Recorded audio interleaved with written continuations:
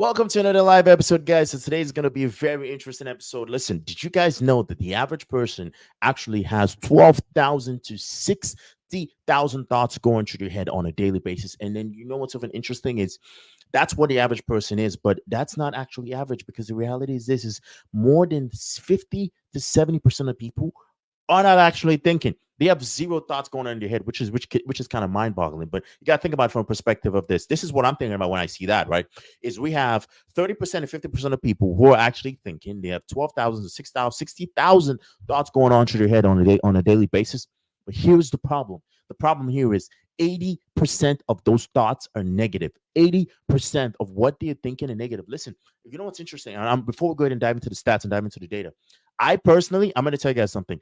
I used to be somebody who suffered from negative self-talk. Even till this day, it still goes into my head. There's still times in which I still doubt myself. There's still times in which things happen and I'm like, you know what? It's still a bit of a struggle to kind of overcome that negativity bias, the fact in which you're afraid or you think something might not work out, the fact in which, you're like, okay, is this the right thing to do? What happens is this, what happens if I do this? What do I have to worry about? These are few things that are out there in the back of my head. It's the back of anybody's head who is in that 50% that's thinking. And we're going to be covering that now. And I want you to ask you that question is, am I thinking 80% negative? If that's you, then you're going to want to go ahead and stay listening. So let's go and dive into this. So this is an interesting stats that I kind of stumbled across today in my research, right? And this is basically, it's according to the National Science Foundation, an average person has about 12,000 to 60,000 thoughts per day.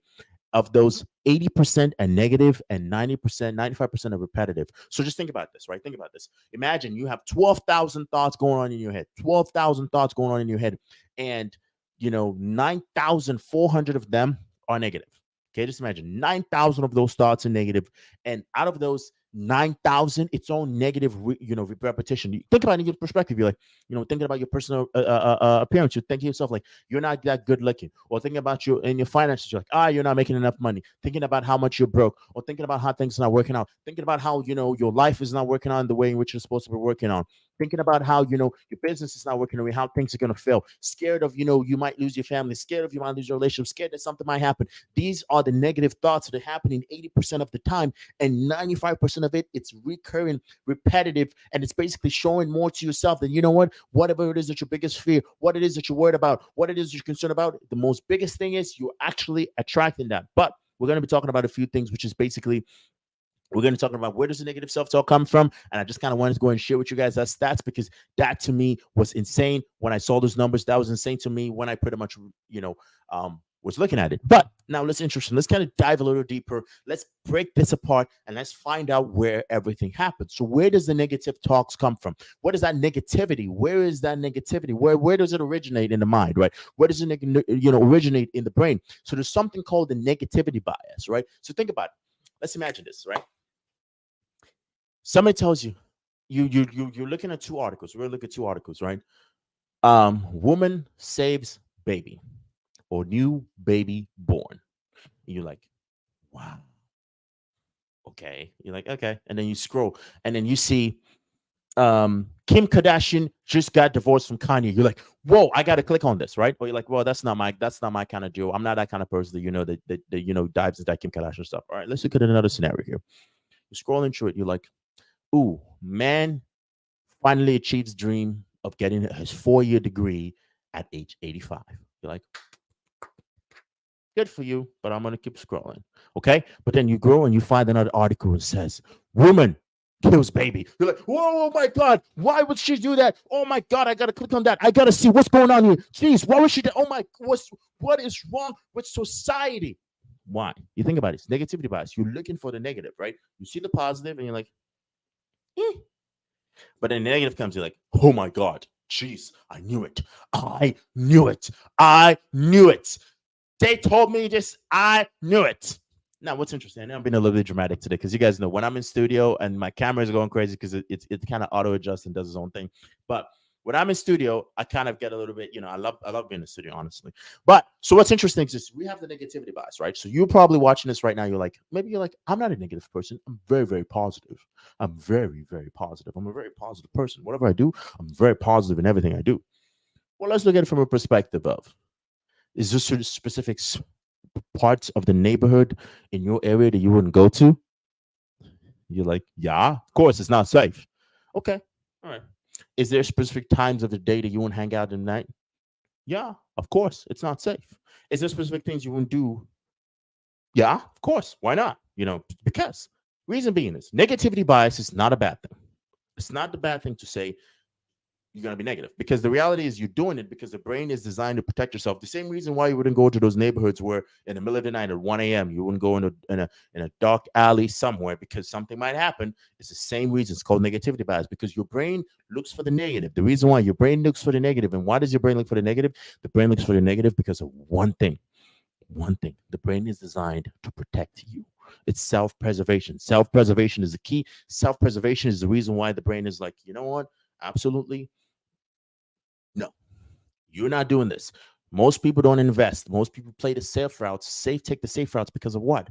The negativity bias. They're afraid that things are not going to work out. They're afraid of whatever venture, whatever thing that they do, they will not realize it. But that's then again, it's fine, because then again, it's like it's there to protect you. Because if you do it and then you lose the money, it's going to cause pain. It's going to cause pain. And what is the one thing that people do? People will do more, okay, to avoid pain than they will to gain pleasure. Okay, so if there's a 90% chance that you might lose $1,000, but you 10% chance you make 1 million, people still say what? No, I'm still gonna keep I'm gonna still keep my money. I ain't doing that. Absolutely not. Hell no. No. That's the reason why if you're in sales right now, when you're having conversation with people, all that's going on in their head is why they shouldn't do business with you. They're thinking, they're like, he just raised his voice. He just said, how's your day going? And they're like, no, you can't trust anybody that says how's your day doing. They gotta say like, how's you like, ain't nobody that happy. Ain't nobody that happy. It's gonna be like, how's your day doing? How's your day doing? They're like, no, no, no. Too high pitch. Like, no, no, no. Can't trust them. People are looking for reasons. So they're like, ooh, he showed up and he's wearing a suit. Okay, he's wearing a suit. And you know what they say? People who wear suits, they take people's money. Like, whoa, nope, nope, nope, can't do business with him. Or what? He showed up and he's wearing a t-shirt. Well, he didn't even have the courtesy to show up dressed. He didn't have the courtesy to even be cleanly dressed. Can't do business with him. No. Then you're like, oh, okay. So you see, there's the kind of things that kind of come into place. Negativity biases. People are looking for reasons why they shouldn't do things. It's supposed to look for reasons why they should. So let's go ahead and dive into a little deeper as to what is the negativity bias, right? We're going to dive a little deeper there into what is a negativity bias. So let's kind of look at this here. So this is from an article from Very Well Mind.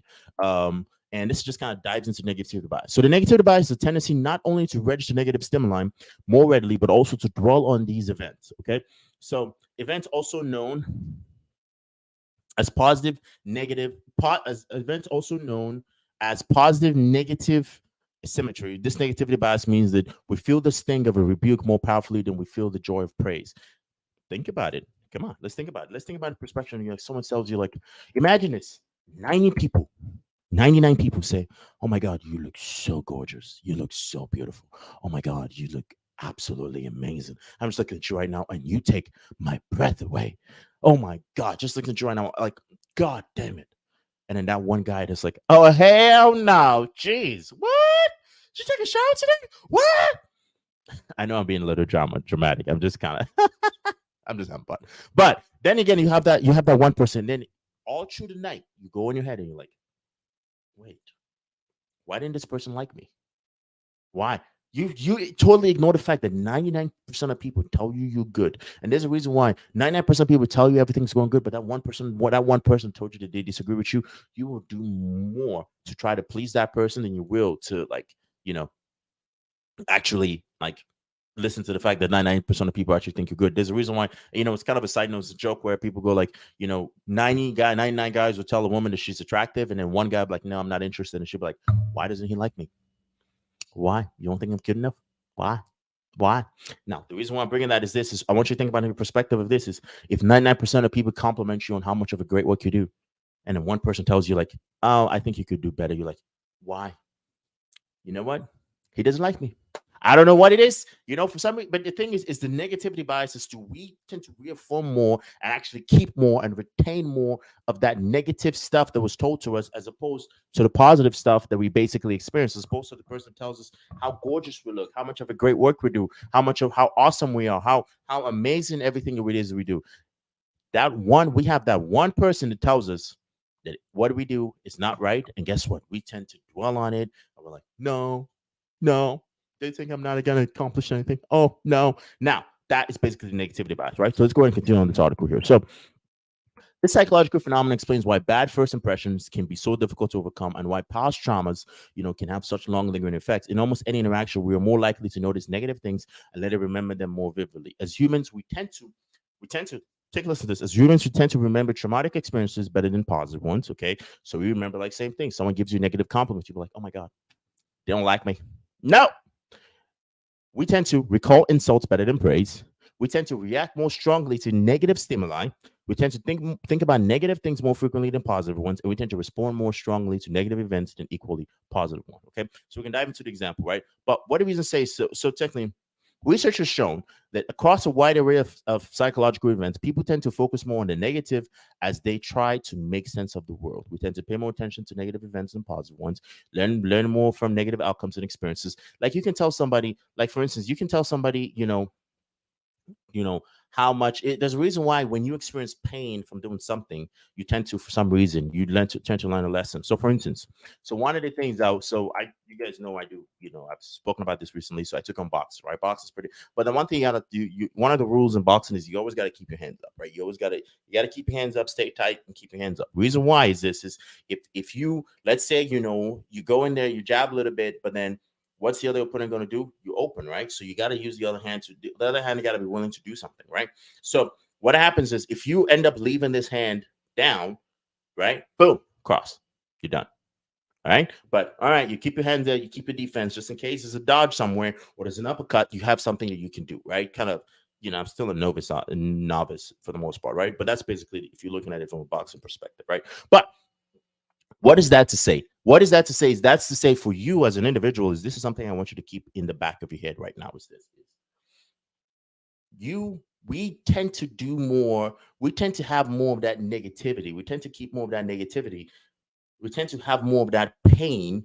We tend to retain and learn more from that pain just based off the fact that it leaves a scar. Because if same thing with the boxing, if I drop my hands down and I boom get across, I'm like, ooh, now I know, whoa, So I give an example. So this was the boxing coach. So the boxing coach, so one of the boxers, he was telling me a story.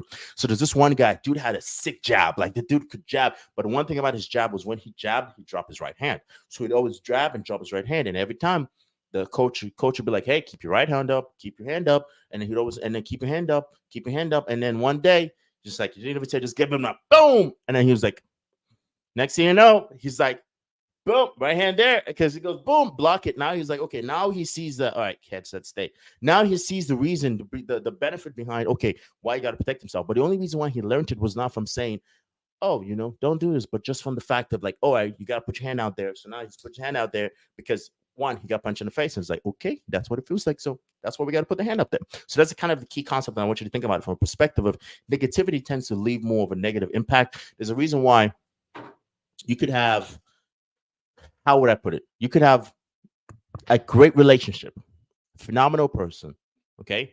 Absolutely tremendous person, and everything is going great. But then let's say the person decides to leave these socks in the toilet, not a toilet, but like somewhere. And then you're like, whoa, why'd you leave your socks here? Because it's kind of like the same concept as to we tend to focus more on the negative and we tend to amplify more of the negative than we actually do the positive. Because you have to think about genuinely most people. I mean, we're looking at it. 80% of the mind is actually negative, right? And that's the reason why, which is also interesting, is you got to think about it. Is most people? There's a reason why most people, we talk about success, right? And I'm saying this, and I was talking to someone today, and I said this. I said, success, failure. People don't care about failure. People don't care if you fail. You could fail right now, and people all they will do is laugh. Ha, ha, ha, ha, ha. But when you succeed, they see you as a threat. You see, here's the most interesting thing. Nobody wants in a competition. Nobody wants the number 5 spot. Nobody wants the number 7 spot. Nobody wants the number 10 spot. What does everybody want? Everybody wants the number 1 spot. Everybody wants the number 1 spot, and they don't care if they have to tear you down to take the number 1 spot, but they want that number 1 spot. What does that mean? That's basically competition. That's what life is. Life is basically competition, right? So, hence I say this is success brings more haters than failure does. right? There's a reason why everybody roots for the underdog, right? Why do people root for the underdog? Think about it. If you watch movies, you're like, how the movie's coming. It's like the up and coming guy. He's like, yeah, he's practicing. He's from the streets of the Bronx. He's like knocking off his opponent. Everyone's like, whoa, whoa, whoa, whoa. He's out there. You know what? Jimmy's doing it, and the crowd goes, whoa. But no one is like the top contender. They're like, he's the big bad guy. He's been the number one undefeated for 3, 4 years, and everyone's like, take him down. Because the real reality is this is people root for the underdog because when you get to the top, you become a threat.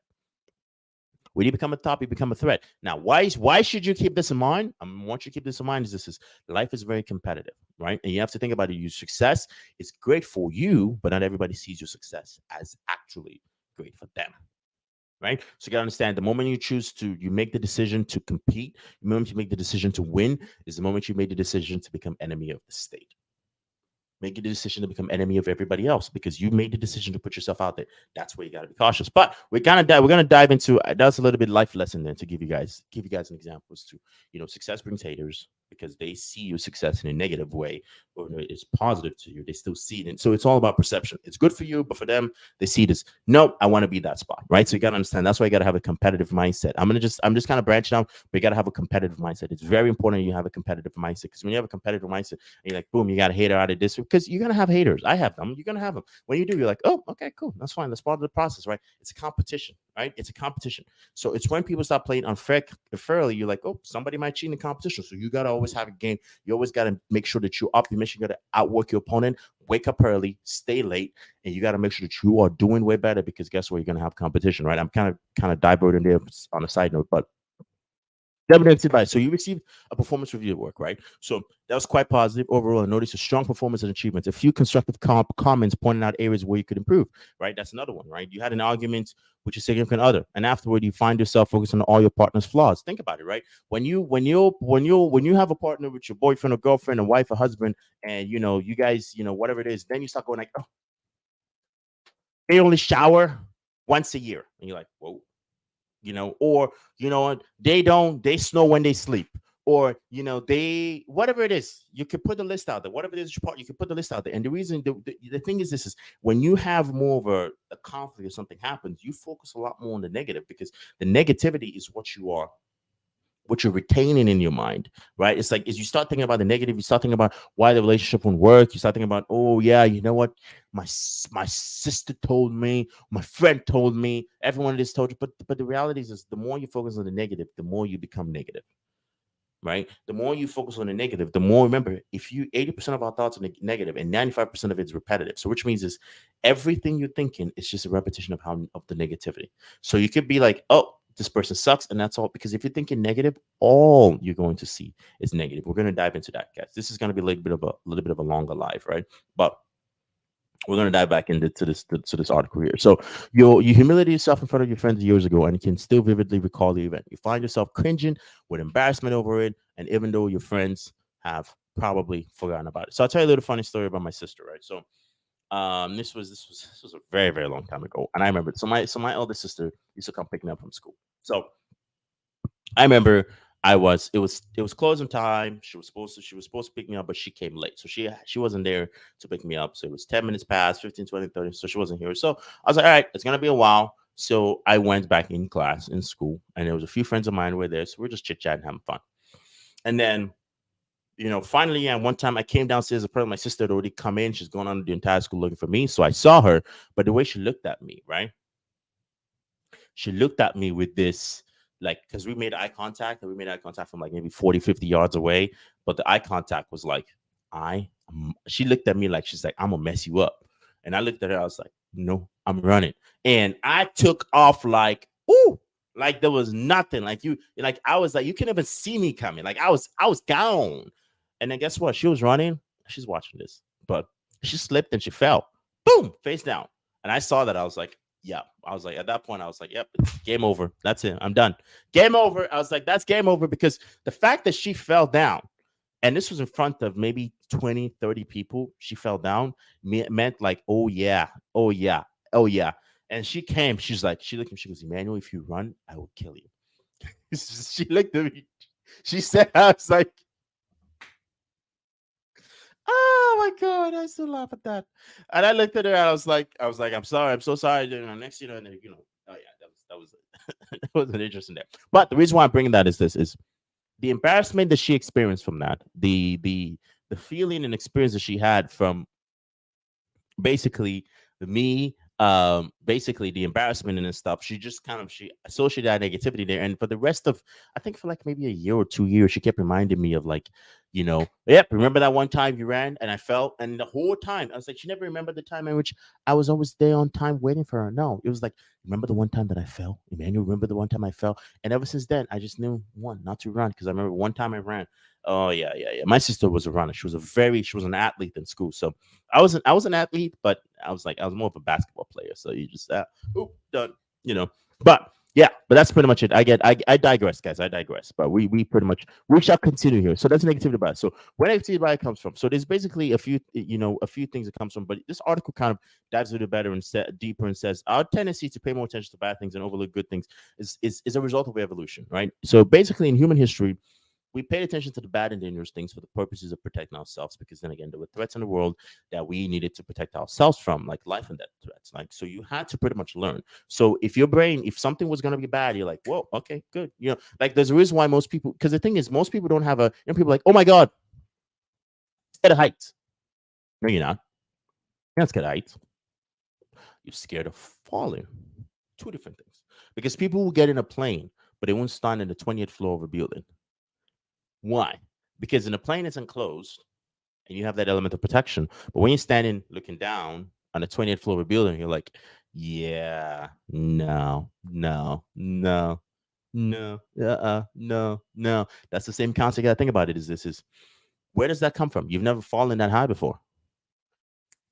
It's because your mind is that preconditioned notion that's already been there for a long time. That's where basically it all comes from. Is you got to look at it from that perspective of we all have the one mind. We all pretty much have that concept of things have happened in the past, and in a way, pretty much from that, your brain pretty much keeps that in developing the process, because research suggests that this negativity bias starts to emerge in infancy. Okay, very young infants tend to pay attention to positive facial expression and even tone of voice, right? But this begins to shift. Like imagine, every African would say this, like, or even any parent, every kid remember when your parents would be like, Emmanuel, hey, or they'd be like, whatever it is, and then they're like, Emmanuel, and you're like, whoa, you hear the tone, you're like, yep, or they call you your full name, Emmanuel Igwe, you're like, okay, yep, it's game over, right? You kind of tend to associate that bias, so those biases pretty much as you're growing up. That's kind of one takeaways from that. So, brain studies indicate that around this time, babies begin to experience greater brain responses to negative stimuli. This suggests that the brain's negative bias emerges during the latter half of a child's first year of life, and obviously, there's more of that, right? So we can dive deeper into the brain's responses, but I'm not going to dive into that, right? So, pretty much how to it kind of dives into how to overcome, how to stop negative self-talk, reframe the situation. I mean, you can guys can go check out the article, where you can go check out the article, but that's not the purpose of what I want to talk about today. So in a way, I want you guys to think about it. Through negativity and the influence of the conscious mind on the subconscious mind, you use a process of auto suggestion. So what is auto suggestion? So the way I want you to think about auto suggestion is auto suggestion is basically, let me give you an example and then I'll explain it. Imagine you walk around in your job today, right? You're walking around, and then one person comes up to you and be like, Martha, are you okay? And you're like, yeah, I'm fine. Someone else comes to you like, Martha, you look pale. What's going on? Like, I'm fine.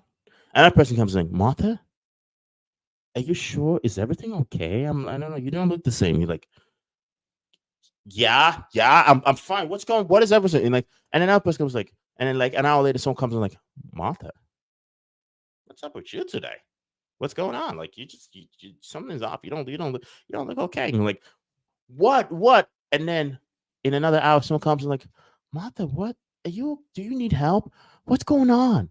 Do you need me to call the doctor? Are you okay? You're like, no, what's going on? And then someone comes like, Martha, and then you're like, you're like, I don't feel. Martha comes and she's like, I don't feel. I don't know. I don't feel okay. I think I need to go home and get some rest. She was totally fine, but because everybody came and kept repeating to her that she wasn't okay and asking questions that were like, oh, you weren't okay, she starts feeling like she's not okay. Right now, why am I bringing this example to you? I'm bringing this example to you for you to think about is called the process of autosuggestion. Autosuggestion works on a process, and this was kind of coined from chapter 4 of the book Think and Grow Rich by Napoleon Hill.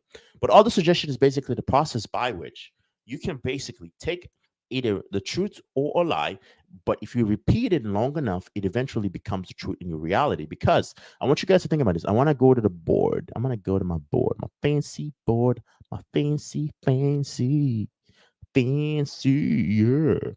Ooh. And don't forget to like the video, guys. Subscribe to the channel as well. So I want you guys to think about it from this way. All right. So we'll look at this from the perspective of this is your conscious mind. Okay. Your conscious mind basically receives information. Okay. Your conscious mind receives information. It's like, it receives all the information. And as it receives as your conscious mind receives all the information, it filters. Okay. So think about it from a perspective of it filters down that information. Okay. The information continues to get filtered down, and then it gets to think about it this way, as your subconscious mind. Okay. Your subconscious mind. So think about it as a bowl, let's say this is a bucket. Okay. I'm going to see something that, so think about it like it's a bucket, right? So the subconscious mind is a bucket, all right? And this is your conscious mind, okay? And then this is your subconscious mind. Okay. So this is your subconscious mind. So your conscious mind gives all the information. So your conscious mind gives all the information. And as a conscious mind continues to give information, all that information is basically flowing down now to your subconscious mind, right? All that information is basically now flowing down to your subconscious mind. But the difference is this is the subconscious mind does not know what is real and what is fake. It doesn't know what is truth. It doesn't know what is lie. It has zero filters. It's just an open bin ready to receive information. It is up to your conscious mind to filter it. Now, if 80% of the thoughts that you're thinking are negative, there is nothing being filtered. And all you're filtering, if you're telling yourself you're ugly, you're telling yourself you don't look good, you're telling yourself nobody loves you, telling yourself you're not good enough, telling yourself you can't amount to anything, all you're doing is there's no filter. So all your subconscious mind is doing is subconscious mind is just saying, okay, I guess that's the truth. And it's accepting it. And if anything is given with strong enough emotion, it will make it a reality. Because you start noticing that people don't like you. You start noticing that, people start saying, people don't talk to you. Your relationship life takes a dip. You keep telling yourself you're broke long enough, you start losing money.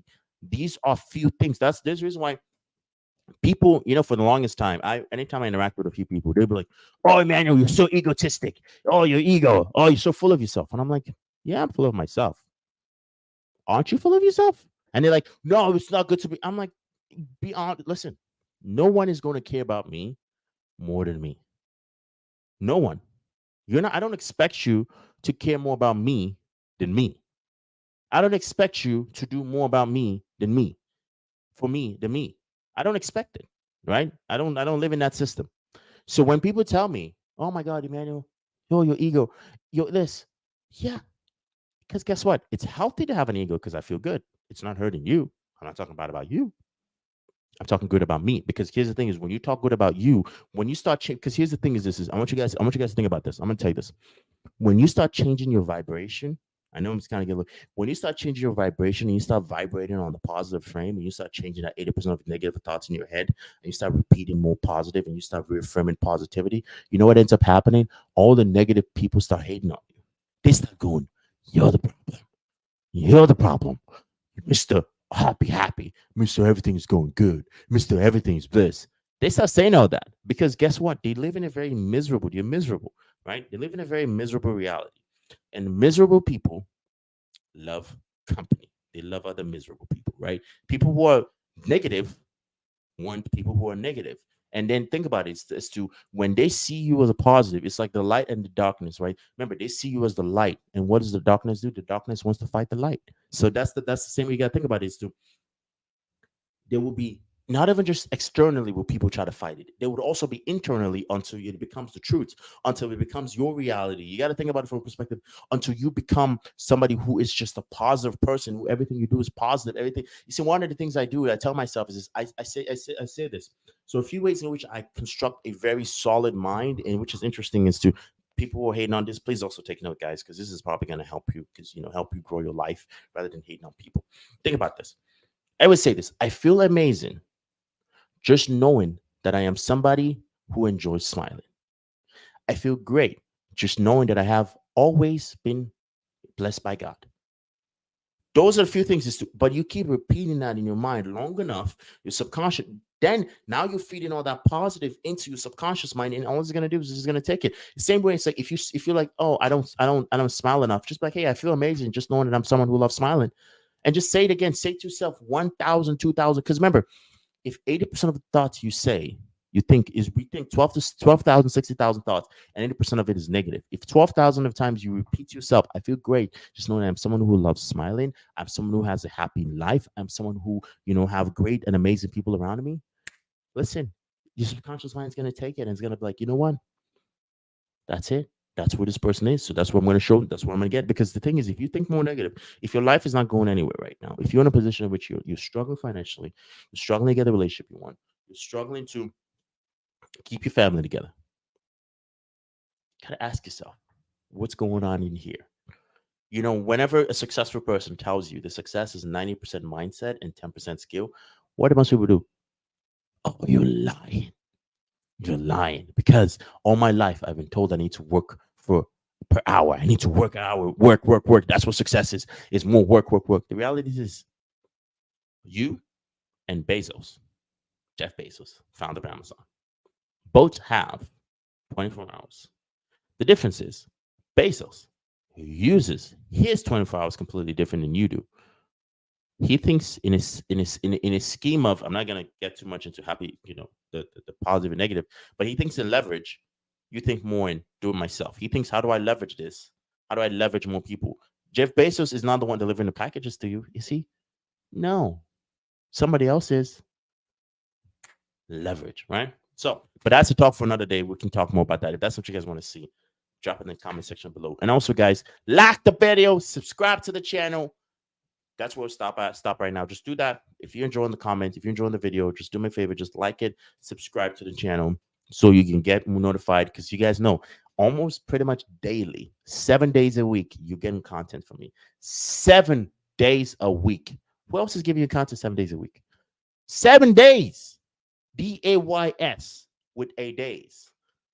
You're getting content from me because I genuinely care about your success and I genuinely want you to be in a better position than you are today. That's the reason why we're covering negativity bias, because most people don't even know that they're negative. And I want to make sure that this is something you realize, is something you keep in the back of your mind, and you can snap out of it. Snap out of it.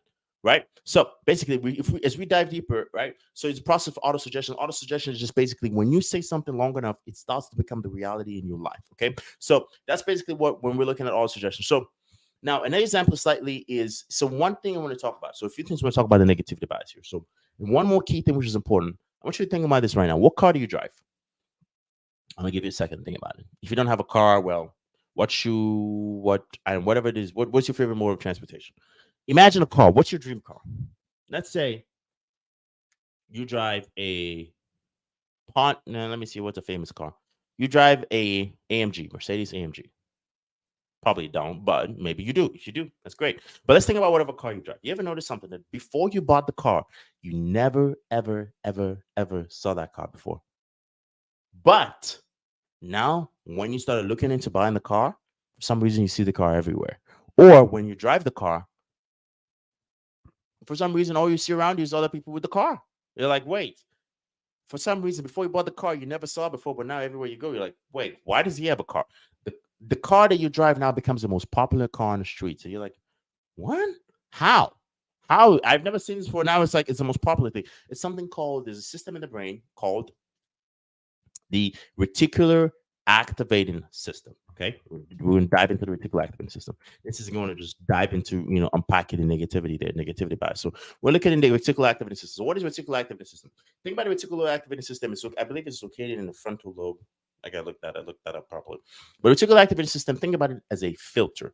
Okay, the reticular activating system is a filter, and it's a filter that is responsible for filtering out things that you basically are not you're not focusing on, right? So you ever notice that you could be in a room with like a crowded room, but you don't recognize the noise? Or you could be in a room, as long as you're focused on one thing. What the activist system does is whatever you were thinking about. So let's say, you're thinking about whatever it is. What it does is think about like a tunnel, right? So think about it like a tunnel, right? So this is what it does. It's tunnel vision, right? It gives you that what basically is tunnel vision, right? So if you focus more So everything else is filtered out, right? So everything else is filtered out, right? Think about it from the perspective, everything else is filtered out. Only things that you think about is actually what makes it into the reticular activating system.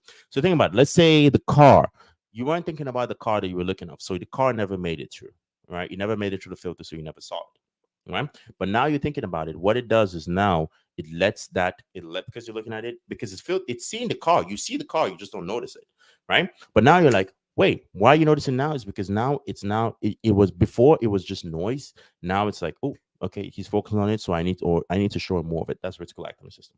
So when you're focusing more on the negative, think about it, right? When people go, like, I remember this, a few friends of mine used to go, this was a while back. They'll be like, "Oh man, ain't shit." I was like, okay, interesting. That's a very interesting outlook. But what? Why? They go, well, my exes, everyone I dated, all one, two, three, four, five, six, seven, eight, nine, 10 of them are the same. And I'm like, okay, interesting. So common denominators. What exactly about them are you focusing on? Most likely focusing on a few traits. So they all have a common trait, which is interesting. But then also you gotta look at it from a perspective of the fact that you're thinking about the negative. So when you think about the negative, there are phenomenal, great, amazing men out there. Your reticular activating system, what's it doing? It's not letting them through. It's not letting you see them. It's not letting you see the good men. If that's something you're looking for, it's not letting you see. All it's making you see is the ones that are going to come in and wreck your life, because you're focusing on the negative aspect of the opposite gender. And that's exactly what you're seeing. If you're seeing in the perspective as to you will never make millions of dollars on an annual basis, you're like, oh no, it's not possible. There's opportunities out there. There's opportunities to make a million, but it's not showing it to you. It's only showing you the opportunities to make whatever you're comfortable with, your 5 grand or your 10 grand a month, whatever it is that you're opening for. But are there opportunities out there to make millions? Absolutely. But those opportunities, you don't get to see them. But when you start tuning the reticular activating system and you start focusing more on the positive, you start focusing more on the desires. Now, those things that you're looking on, the positive things that you're looking at, they start beginning to flow in through. They start beginning to come in. They start beginning to flow into the system. And now you're like, wait, where have you been all my life? Where has all this stuff been? Where? Because you were focusing on it, right? You need to the first thing first, to attract whatever it is you want in life, you got to first focus on it. You got to clarify. I want ABC. You got to clarify first. Whatever it is you want. I'm gonna tell you the first rule of getting whatever it is you want is this: you need to clarify what it is. Most people say they want to make $1 million, but they're not specific. Okay, you want to make $1 million. Okay, why do you want to make $1 million? Well, because financial freedom. Mm, okay, what are you trying to be free from? Well, because I don't want to work. Okay, well, if you don't want to work, then why? What's the? I just want to be on the beach. That's what people see financial freedom as, right? Or it could be a concept of, you have to be clarified, like, oh, you know what, I want to be clear. If you're in a single individual right now, you're like, I want a partner. I want to date this person. Be very specific as to who it is that you want. Write it down. Write it down on a piece of paper. This is the color of their hair. This is the build of the person. This is how tall they are. This is what they do for a living. This is what is this. You might not get everything 100%, but I guarantee you get 60 to 70% of whatever it is that you ask for. I can guarantee you that as long as you keep repeating that over a long time horizon, basically a longer time horizon, I guarantee you 1,000,000% you will get that. I do not care whatever it is your goal is. If your goal is to make 100 grand a month, you will make 100 grand a month. I can guarantee you that, as long as one, this is the key thing to your follow steps. Repeat that long enough, focus on it, and take advantage of opportunities and work. Go out there and work. Because the thing about life is this: I'm going to tell you something about life. Whatever you want in life, you get it. If you want the negative, you get it. If you want the positive, you get it. It's up to you, because life, you are an artist. Okay. It is up to you. God has given you the tools in your hands, your legs, your mind, your eyes, your nose. God is giving you the tools to go out there with a blank check. He literally gave you a check. Just imagine this. I don't have a check, but I don't know who cash checks. Somebody cash checks. He's giving you a check. And he says, my child, here is this check. Take it and write however much you want. And you're like, really? However much I want? He's like, yes, however much you want. You can write it. You're like, but what do I have to do to cash it? He's like, okay, child, look over here. Okay. The next thing, once you write the check, okay, you want to make that. Now you're going to write what you're going to do with it. Everything it is that you want, write it. What will have in this? What do you intend to you do with this when I give it to you? Like, okay, okay, thank you, God. Yes, absolutely. And then he says, right on the other side, what are you willing to give up to accomplish it? Like, "Mm, you know what? This friend, I want to talk to them. This, I don't want to, I give up gambling. I give up whatever it is. Say your vices. Okay, boom. Okay. Then he's like, okay, my child, look over here. How much learning and mentorship are you willing to do to get it? You're like, well, God, I guess 15 minutes a day. I'm gonna read for like 10, 15 minutes. I can give 10, 15 minutes. It's like, okay, my child, 10, 15 minutes, you can do it. And he's like, okay, child, look over here. How many hours are you willing to work for this? Well, God, I mean, I'm currently doing about 40 hours a week. So like, I'm maybe like 20, 15, 20. Okay. He's like, okay, my child, 15, 20, 15 minutes of reading, and you still want to be drinking and doing all the partying, you still want to be doing this. Well, let me see if you qualify for what it is you're asking for. He's like, nope, nope, get out of here. Right? Why do I bring that up? I bring that up as to whatever it is that you want in life. You have to be willing to, one, clarify what it is. Understand you're going to have to give up a few things. Understand that you're going to have to increase your knowledge because the more you learn, the more you earn. Right? The difference between income earners is basically just based off of knowledge and experiences. The difference between you and your CEO, most of the time, also this connection as well. Relationships play a key.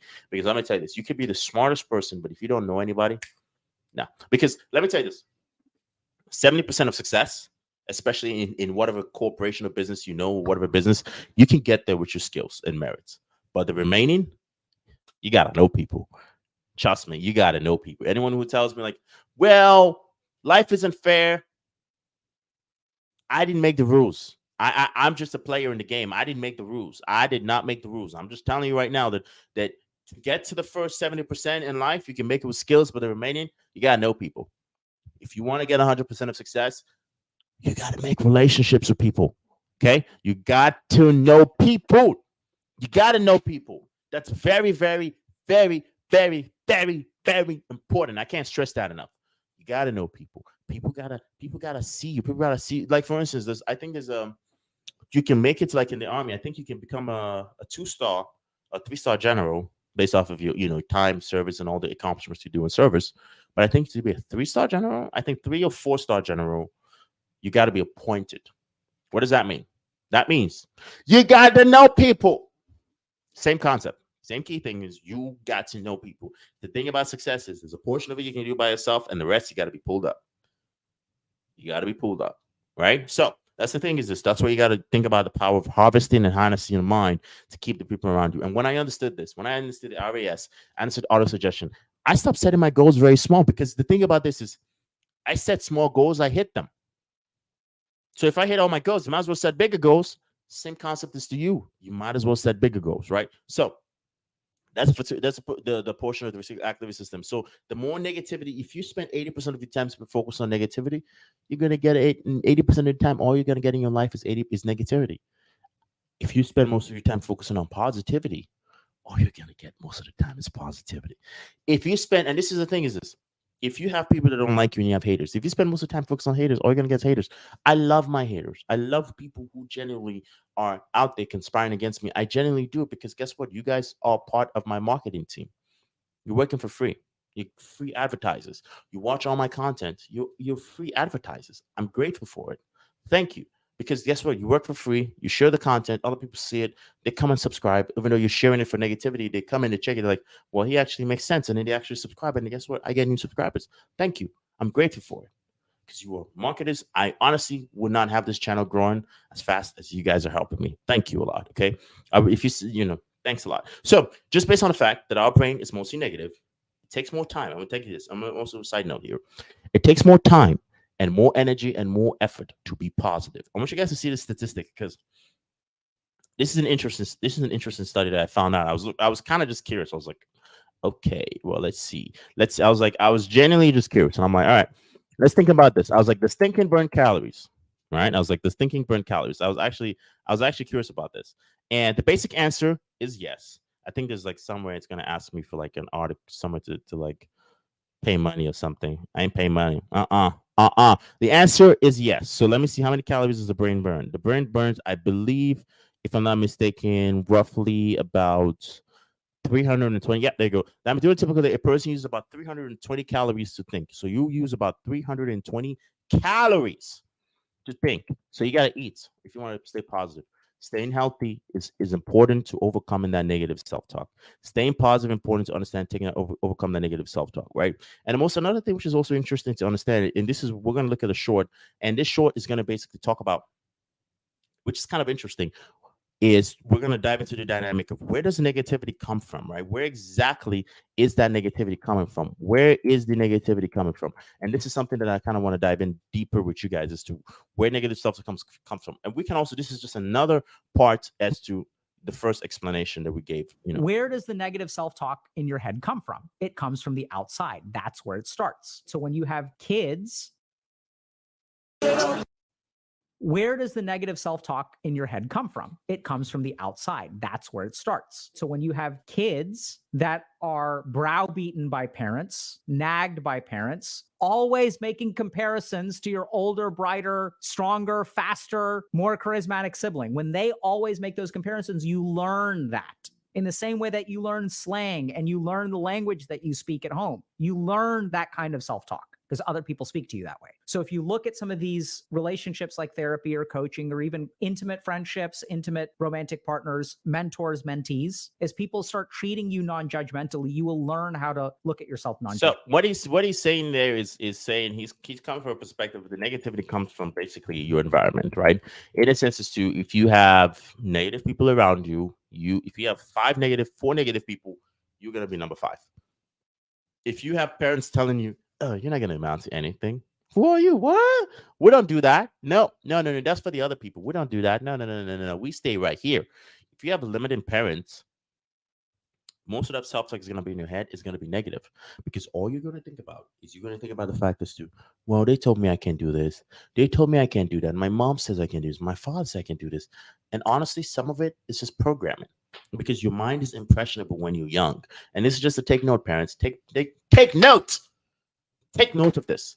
Be careful the words you tell your kids. Be careful what you say to your children because they do not know, they cannot discern as they're young the difference. All they know is how it makes them feel. Okay? Take heed, take note of what you tell your kids. Okay? So that's basically one of the things to talk about, right? So, and we basically remember, guys, we're going to end on the notes, and this is very interesting. So this is kind of like I saved the best for last. We're about to discourse, okay? Okie dokie. All right, so I found this, and I'm actually this has a bunch of ads on it, so I'm gonna try to navigate to the like the meat of the most important thing. And this is basically, so this was kind of let's see, are they showing that? No. Okay, good. All right, let's kind of dive in. I want to show you guys this article. So no show about Nintendo Dialogue is a fairly new one. Until psychologist Russell Herbert's studies started coming out in the late 90s, it was widely accepted that everyone had a little voice narrating in their head. Now, Halbert, who has been studying people's inner experience for 40 years, estimates that only 30 to 50% of the population frequently think. Only 30 to 50% of people actually thinking. So, what about the other 50 to 70%? What exactly goes on in your head? So, think about this. Only 30% of 50% to 50% of people are actually thinking. So you might be having imagine you're having a conversation because I'm thinking I'm having a conversation. Imagine you have a conversation with your sibling and you're talking to your sibling. You're like, I wonder if they're not thinking right now. Or you're having a conversation with your spouse. You're like, I wonder if anything's going on in your head right now. Or you're talking to someone at work and you're like, I wonder if they're thinking about something. What's going on in your head? Because here's the key concept of things is this is when your mind is a blank slate, you're not thinking about anything because you're probably watching this right now. You're not thinking about anything. If your mind is a blank slate, right? Just think about it as an empty vase, mud to be molded. That means that somebody else can come in and plant seeds of thoughts that are not yours. Same thing with the parents. They can plant seeds with thoughts that are not yours. And because you don't have any way of counterbalancing or thinking about anything else, boom, you're open to be programmed. You're open for your wiring is open for somebody else to rewire it. So what am I saying is this is you need to take control of your internal dialogue. You need to be very cautious as to what you're accepting, and you got to question everything that you have inside as a belief. Is it my belief? Is it my parents' belief? Is it society's belief? Is it really what I believe? And you're like, what about I don't know because most of my life has been influenced as a child. And you got to think about it from a perspective of what is right and what is wrong and what are the consequences of every action. This has been a longer live. I am absolutely grateful for everybody else joining me on today. You guys were awesome. You guys were amazing. It was absolutely phenomenal to do this. And obviously, guys, tune in for the next day. And do me a favor, if you got any value, this is me, two hands. If you got any value for this, I can't think I do this, I guess. If you got any value from this, do me a favor. Share this video with your friend and be like, or family or somebody. Be like, hey, this guy, Emmanuel, he's talking. He's got the elephant in the background. Super cool dude. Learn a lot from him. And share the video with your friend. And absolutely, it was a pleasure having you on. Thanks again for everybody joining me. And obviously, as I always like to say, and I'm going to say it again, enjoy. And oh, if you're on YouTube, if you're on Spotify, please follow. And also on YouTube, I think click somewhere. There's going to be somewhere for you to click. Here, or something. Watch another episode of the video.